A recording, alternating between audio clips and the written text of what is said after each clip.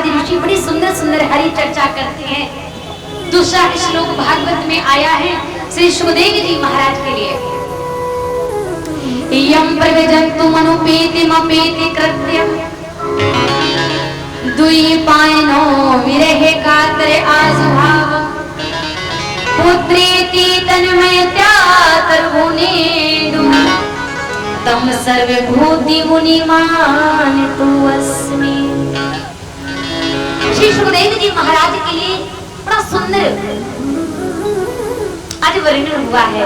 जिस समय सुखदेव जी महाराज अपनी माता के गर्भ से बाहर आए तो कहते हैं संसार में आते ही अपने माता पिता को छोड़ दिया, कान छेदने का अवसर नहीं आया। वेद व्यास जी विरह कातर आजुहाव, विरह में व्याकुल चीखते चीखते चले जा रहे हैं। अरे बेटा थोड़ा रुक जाइए, अरे बेटा मुझे एक बार पिता कह दो, अरे बेटा एक बार मेरी ओर देख लो। लेकिन धन्य है सुखदेव जी, एक बार अपने पिता की तरफ नहीं देखा। क्यों नहीं देखा? उसका एक कारण है। सुखदेव जी महाराज ने अपने पिता की तरफ इसलिए नहीं देखा क्योंकि अगर अपने पिता की तरफ देख लेते तो माया में फंस जाते, और अगर माया में फंसे जाते तो फिर मायापति से दूर हो जाते। इसलिए सुखदेव जी महाराज ने एक बार भी अपने पिता की तरफ मुड़कर नहीं देखा। संतों का भाव है, संत कहते हैं कि माया बड़ी ठगनी है रे, माया ठगनी है राम रे, माया तेरी बड़ी ठगनी है राम रे, माया तेरी बड़ी ठगनी है राम रे, माया तेरी बड़ी ठगनी है राम।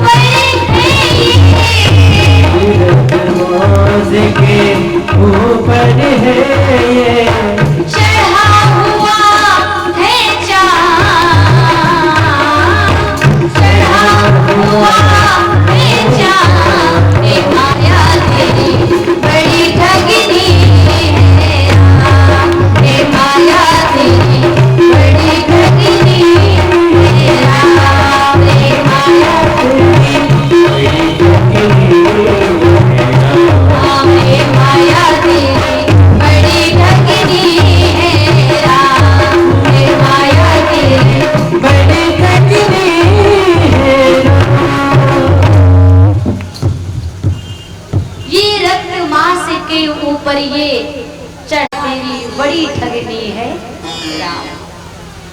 श्री सुखदेव जी महाराज ने एक बार भी अपने पिता की तरफ नहीं देखा। क्यों नहीं देखा?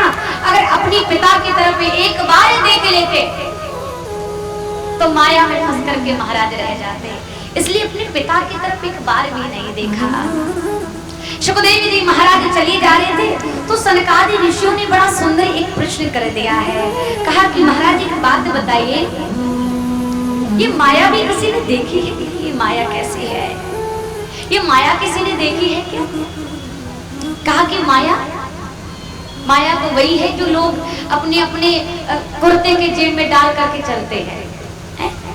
माया क्या है? माया स्वयं लक्ष्मी जी ही तो है, श्री रुक्मणी मैया ही तो है। लेकिन माया का जब सही जगह जब प्रयोग होता है ना, सदुपयोग होता है ना, तो माया भी हमारा कल्याण कर देती है।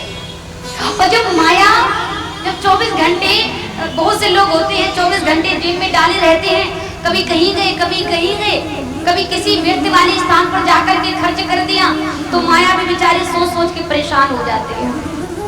कहती कि देखो मंदिर निकल गया तो ये नहीं सोचा कि लाओ थोड़ा सा दान पुण्य कर लिया जाए, और सुबह से लेकर शाम तक खाने में लगा हुआ है। तो फिर वो माया क्या करती है? फिर वो माया बुद्धि को भ्रष्ट करना प्रारंभ कर देती है, फिर बुद्धि को भ्रमित कर देती है, और वो ऐसे जकड़ लेती है कि मनुष्य चाह करके भी माया से अलग नहीं हो पाता है। बताइए कोई हो पाता है क्या? पूरा दिन काम करते हैं और भगवान ने रात्रि ना बनाई होती तो काम ही करते रहते हैं, काम ही करते, आराम करते ही नहीं। और हमारे संत कहते हैं कि काम तो संसार में ऐसा प्रबल है कि काम दो प्रकार का काम है, एक वासना रूपी काम है और एक भौतिक रूपी काम है। जब जीवन में ये दोनों प्रहार करते हैं तो घातक सूचित होता है, घातक सूचक होता है। ये मनुष्य को परमात्मा से दूर कर देते हैं। काम जहाँ काम है वहाँ नहीं मेरे राम है, और राम जहाँ राम है वहाँ नहीं कोई काम है। राम को प्राप्त करना है तो संसार के भोग विलासों से अलग होना पड़ेगा। हमारे एक संत कहते हैं कि अगर राम की तलब है तो एक काम कर, अगर राम की तलब है तो एक काम कर, और आ राम की शरण में आ राम कर, आ राम की शरण में और राम कर। अगर राम को पाना है तो पहले प्रभु के चरणों का आश्रय लेना पड़ेगा, पहले भगवत चिंतन का आश्रय लेना पड़ेगा, पहले प्रभु की कथाओं का आश्रय लेना पड़ेगा। तभी तो क्यों माया को सब कोई भजे, माधव भजे नहीं कोई, और जो माधव एक बार भजे तो माया चेरी न हो। माया को सब कोई भजे और माधव भजे ना कोई, और जो एक बार माधव भजे महाराज माया चेरी ना कोई। एक बार प्रभु को याद करने लग जाओगे ना तो संसार से अपने आप ही अलग हो जाओगे। यही तो उद्देश्य है, यही तो उद्देश्य हमारी कथाओं का रहता है। श्री सूत जी महाराज बैठे हैं, शौनकादि ऋषियों ने बड़ा सुंदर प्रश्न कर दिया है, प्रभु ये कथा कैसे प्रारंभ हुई है आप मुझे बताएं। तो ये उस समय की बात है, द्वापरे समनो प्राप्ते चतुर्युगी युग पर्यये।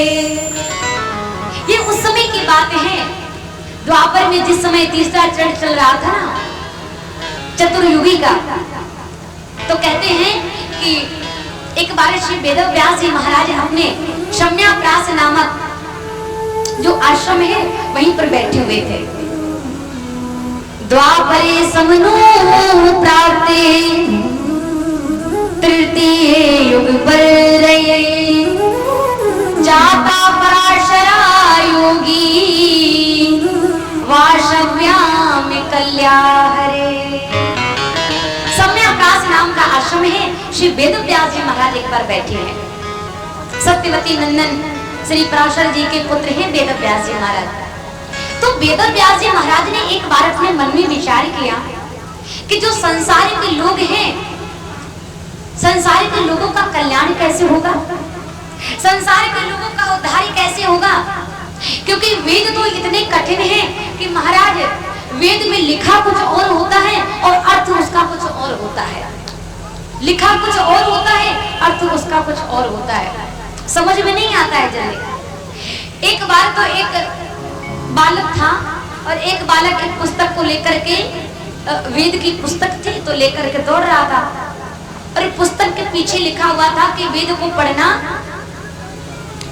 अपराध है, वेद को पढ़ना पाप है, वेद को पढ़ना अपराध है। चित्ते चित्ते चला जा रहा था।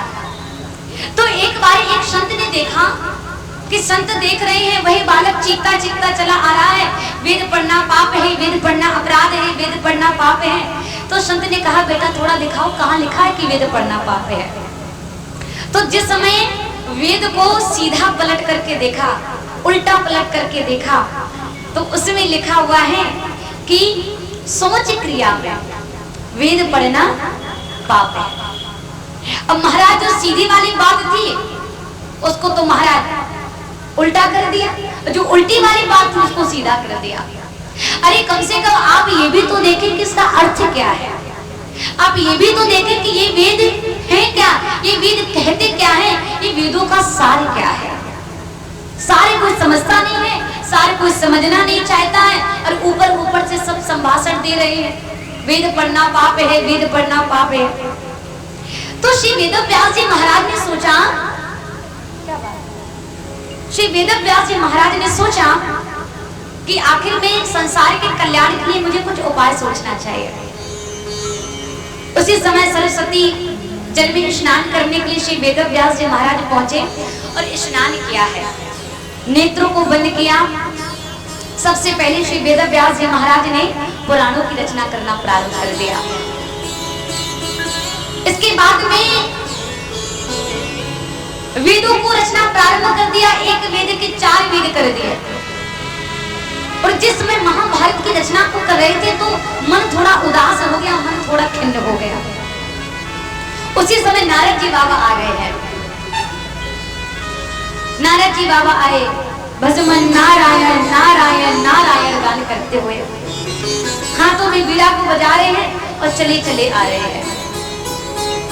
नारद जी बाबा जैसे ही जाकर के पहुंचे, वेद व्यास जी महाराज ने नारद जी को देखा और स्वागत किया, आइए आइए ब्रह्मर्षि बैठिए।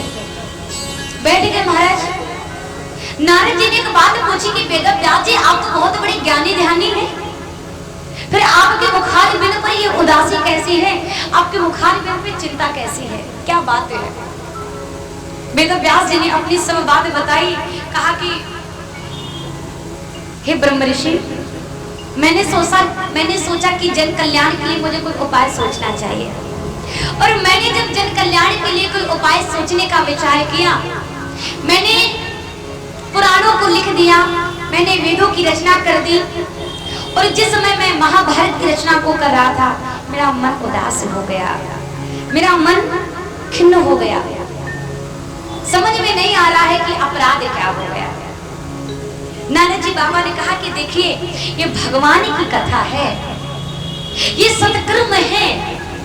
जब तक हमारा मन पूरी तरीके से भगवान में नहीं लग जाता है, जब तक हमारा मन पूरी तरीके से प्रभु में नहीं लग जाएगा, तब तक हम कोई कार्य सफलता पूर्वक उसे कर ही नहीं पाएंगे। महाराज कर ही नहीं सकते।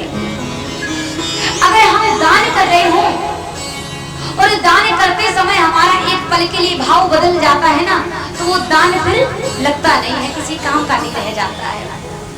अगर हम प्रभु की कथा सुन रहे हैं, मंदिर में बैठ करके पूजा कर रहे हैं और हमारा एक भी पल अगर मन कथा से अलग हो जाता है, तो समझिए कि फिर कथा सुनने का हमें फल नहीं मिलता है, फिर वो बात नहीं रहती है, वो भाव नहीं रह जाता है। नारद जी बाबा वेद व्यास जी महाराज को ज्ञान उपदेश देने लगे, अपने पूर्व जन्म की कथा सुनाने लगे। पूर्व जन्म में मैं एक दासी पुत्र हुआ करता था, तो एक बार हमारे गांव में कुछ संतगण चातुर्मास करने के लिए, सत्संग करने के लिए पधारे। और संतों का तो स्वभाव होता है कल्याण करना, दूसरे के ऊपर कृपा करना। संतों ने एक बार भ्रमण किया तो मेरे घर से होकर के निकल रहे थे, मेरी मैया को देखा। मेरी मैया से बोले कि अरे देवी, क्या बात है, आप बड़ी दुखी हैं, बड़ी उदास हैं, कोई बात है क्या? मेरी मैया ने अपना सब दुख बताया। तो उन संतों ने मुझे बैठे हुए देखा और उन संतों ने कहा कि ऐसा करो देवी, हम लोग कुछ समय तक चातुर्मास करने के लिए पधारे हैं, आप ऐसा करो कि तुम्हारा जो पुत्र है, तुम अपने पुत्र को हमारे साथ में हमें दे दीजिए। और जब आपके पुत्र को हम अपने साथ ले जाएंगे, क्योंकि हम लोग सत्संग किया करते हैं, प्रभु का भजन किया करते हैं, और जब हम आपके पुत्र को अपने साथ में ले जाएंगे, सत्संग करेंगे, कीर्तन करेंगे, जो भी करेंगे, क्योंकि जीवन में संगत का बहुत बड़ा प्रभाव होता है। जिता समो जित श्वासो जित संगो जितेंद्रिया, कहते जीवन में संग का बहुत बड़ा प्रभाव होता है। जिसने जीवन में अपनी अच्छी संगत को धारण कर लिया ना, उसका पूरा जीवन ही धन्य हो जाता है, पूरा जीवन उसका निखर जाता है।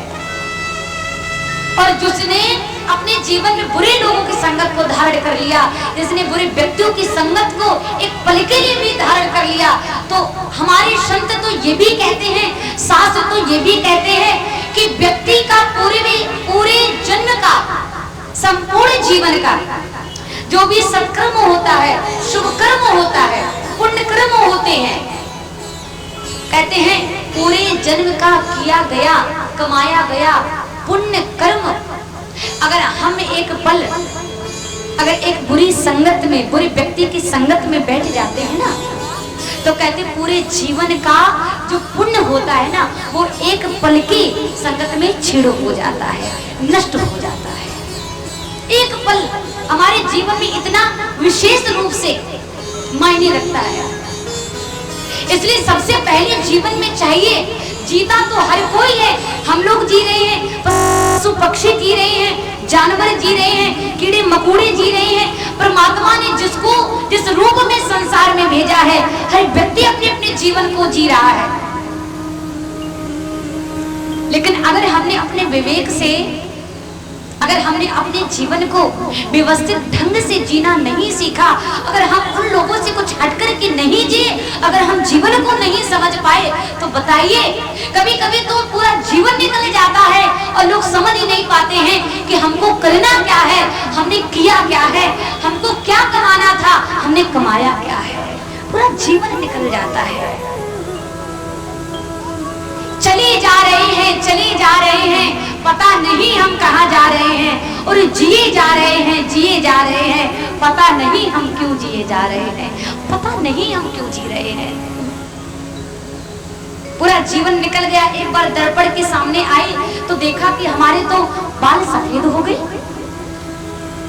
हमारे बाल सफेद हो गए, और हमने जान ही नहीं पाया कि इतनी अवस्था, इतनी आयु, इतनी उम्र हमारी कैसे, कहां, कब निकल गई, हम समझ ही नहीं पाए। अरमान बहुत हैं, लेकिन समय किसी को ठहरने का मौका नहीं देता है। समय, बहुत से लोग कहते हैं महाराज कल आएगा तो हम ये करेंगे, कल आएगा तो हम ये करेंगे, कल आएगा तो हम ये करेंगे, आज नहीं सही तो कल कर लेंगे। हमें ये बताइए कि आने वाला समय, आने वाला क्षण, आने वाला एक भी मिनट, सेकेंड किसी ने देखा है क्या? है? किसी को पता है क्या? किसी को नहीं पता है।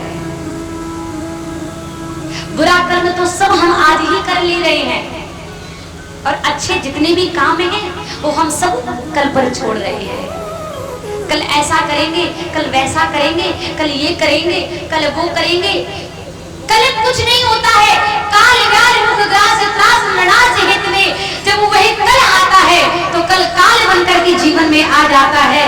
और यही काल में अजगर अपने मुख को तब तक खोल करके बैठा है जब तक हमारे ऊपर प्रभु की कृपा है। और जिस दिन इसने काल रूपी अजगर ने अपने मुख को बंद कर लिया ना, हमें कोई रोक नहीं पाएगा, हम काल के गाल में चले जाएंगे। एक व्यक्ति चला जा रहा था अपनी झोली में शहद की शीशी डाल करके, चलता चलता चला जा रहा था तो एक वृक्ष मिला उसे, थक गया तो उस वृक्ष के नीचे बैठ गया, भूख लगाई उसे। उसने क्या किया, जब उसे भूख लगी तो उसने अपनी झोली से शहद की शीशी को निकाला और शहद की शीशी को निकाल करके महाराज वह शहद को निकाल करके शहद का स्वाद लेने लगा, चाटने लगा। बड़ा सुंदर स्वाद है तो स्वाद ले रहा है। और जिस वृक्ष के नीचे वह व्यक्ति बैठा था तो उसी वृक्ष के ऊपर उसी डाल पर एक बहुत बड़ा एक सर्प लटक रहा था, उसकी ओर बढ़ रहा था, धीरे धीरे उसको काटने के लिए बढ़ रहा था। एक वहां से महात्मा जी निकले, उस महात्मा ने देखा कि देखो ये कितना बड़ा अज्ञानी मूर्ख है, अरे ये स्वाद लेने में लगा हुआ है, ये भोगों का स्वाद लेने में लगा हुआ है, अरे इसको ये नहीं पता है कि मृत्यु इसके सर पर मंडरा रही है, एक पल नहीं लगेगा यह काल के गाल में चला जाएगा। तो महात्मा जी ने संकेत किया, कहा भैया अरे तू शहद चाटने में लगा हुआ है, शहद का स्वाद लेने में लगा हुआ है, अरे देख जिस वृक्ष के नीचे तू बैठा है ना, उस वृक्ष की डाली पर थोड़ा नजर डाल, देख कितना बड़ा सर्प तेरी ओर बढ़ता हुआ चला आ रहा है। आप लोग विचार करें इसका अर्थ क्या है। हम लोग संसार रूपी भोगों का आनंद लेने में लगे हुए हैं, हम लोग संसार के सुखों में ऐसे लीन हो गए हैं कि हम लोगों ने ये भी विचार करना बंद कर दिया है, हम लोग ये भी नहीं सोच पा रहे हैं कि कब हमारे तरफ यह मृत रूपी सर्प बढ़ता हुआ चला आ रहा है, यह अजगर हमारी तरफ बढ़ता हुआ चला आ रहा है, वही समय हमारी प्रतीक्षा कर रहा है, पर हम लोग संसार के भोगों में लिप्त हैं।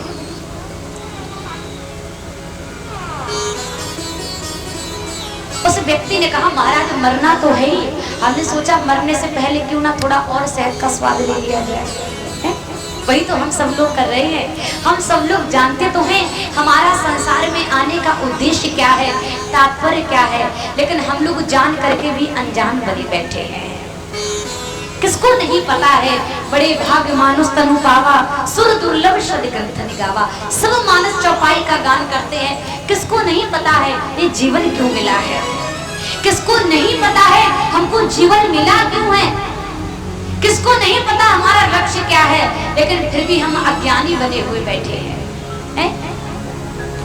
किसी ने कहा भगवान का भजन का आज नहीं करेंगे, जब थोड़े समझदार हो जाएंगे तब कर लेंगे। और भैया 25 वर्ष के हो गए, समझदार हो गए, माता पिता ने विवाह करवा दिया तो गृहस्थ में फंस गए। एक बार एक संत जी आए, उन्होंने कहा अब भगवान का भजन कर लो। व्यक्ति बोला पागल हो गई हो क्या, अरे अभी नया नया विवाह हुआ है, अभी भजन कैसे होगा, बाद में जब उम्र होगी तब किया जाएगा। 50 वर्ष की अवस्था हो गई, फिर संत जी आए, उन्होंने कहा भैया अब भगवान का भजन कर लो। उस व्यक्ति ने कहा पागल हो गई हो क्या, अभी तो हमारे बाल बच्चे हुए हैं, अरे बड़े हुए हैं, अभी तो पूरा हमारे ऊपर इनकी जिम्मेदारी का भार है। बच्चों का विवाह हो गया, उनके भी बच्चे हो गए, संत जी आ गए। फिर संत जी बोले अरे महाराज अब तो भगवान का भजन कर लो। कहा कि तुम पागल हो गए हो क्या, जैसे हम माला लेकर बैठते हैं पोता आ जाता है, कहता है कि अरे वो अपनी ओर मुझे आकर्षित करता है, मुझे खिलाओ, गोद में आके बैठ जाता है, माला छीन लेता है, अभी तो उनको खिलाने का समय है। संत जी ने कहा फिर ये बताओ भगवान का भजन कब करोगे, कहा कि जब करेंगे तब बता देंगे। और समय तो महाराज एक दिन ऐसा आया कि एकदम से चारपाई पे धड़ाम से गिर गए, और जैसे धड़ाम से गिरे अब बुला रहे हैं अरे बेटा एक गिलास पानी दे दो, अरे पोता एक गिलास पानी दे दो, अरे बहू एक गिलास पानी दे दो। बार बार बुला रहे हैं लेकिन महाराज कोई सुन नहीं रहा है। सब कह रहे हैं महाराज जल्दी सटक जाए तभी ठीक है, बड़ा परेशान करता है, बड़ा पकाता है? बैठ करके पूरे दिन बकबक करता है, तब संत जी फिर से आ गए। संत जी ने कहा महाराज अब तो भगवान का भजन कर लीजिए, अब तो थोड़ा सा प्रभु का भजन करिए, अभी भी तुम्हारे पास समय है। कहा कि भगवान का भजन कैसे करें, शरीर ही साथ नहीं दे रहा है। हम लोग कहते हैं बुढ़ापे में भगवान का भजन होगा, और महाराज जब बुढ़ापा आता है तो आंखों से दिखना कम हो जाता है, कानों से सुनना बंद हो जाता है, और दांत भी सब गिर जाते हैं, तो ठीक से बोल भी नहीं पाते, हवाई हवा निकलती है। सही बात है कि नहीं? सुबह का भोजन हम लोग शाम को नहीं करते हैं, तो ये बताइए जब हम लोग बासा भोजन नहीं करना स्वीकार करते हैं, तो बुढ़ापे में भगवान का भजन करेंगे, क्या भगवान को अच्छा लगता है? क्या प्रभु को अच्छा लगेगा? अच्छा लगेगा? तो फिर हम उस उम्र की हम लोग क्यों प्रतीक्षा कर रहे हैं? पता नहीं वो उम्र आएगी या नहीं आएगी, और नहीं आई तब क्या करोगे? इसलिए करना क्या है? प्रभु का भजन करिए, और जब प्रभु का भजन करेंगे ना, तभी हमारे जीवन का कल्याण होगा।